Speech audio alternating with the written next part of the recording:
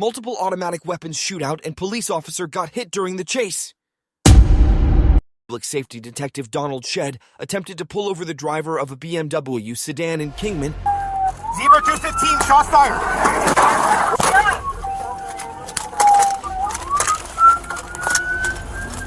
Where are you at? Thompson!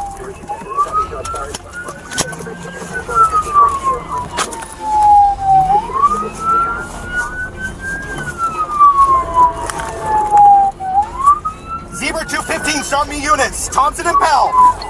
I'm coming.